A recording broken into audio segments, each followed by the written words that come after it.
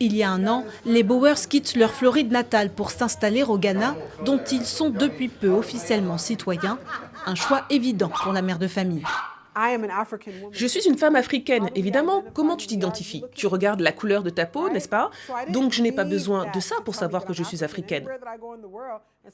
Partout où je vais dans le monde, quand quelqu'un me regarde, il voit ma mélanine. Mais mes ancêtres qui voulaient rentrer et revenir chez eux, ces ancêtres qui ne sont jamais revenus, leur dernier souhait était de revenir chez eux. Et ils n'y sont jamais parvenus. Ce passeport, c'est pour eux. Mais ce retour aux sources n'est pas seulement une affaire privée.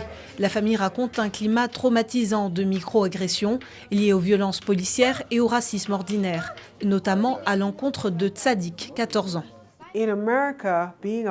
Aux États-Unis, étant un homme noir avec des locks et très grand pour son âge, il est traité comme une menace.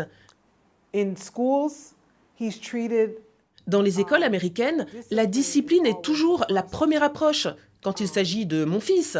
Du style, tu vas avoir une retenue, sans explication.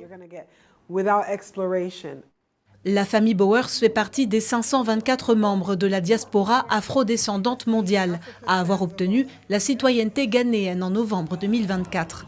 Une cérémonie baptisée Au-delà du retour, qui fait suite à l'année du retour en 2019, visant à célébrer les 400 ans du départ des premiers esclaves d'Afrique vers Jamestown, dans l'État américain de Virginie. C'est cette même année que Djéa décide de quitter les États-Unis pour s'installer à Accra et ouvrir un food truck jamaïcain. C'est agréable d'avoir un lien avec un pays africain en tant qu'Afro-Américain, en tant que Noir américain. Parce qu'en Amérique, nous n'avons rien d'autre à quoi faire remonter nos racines que l'Afrique.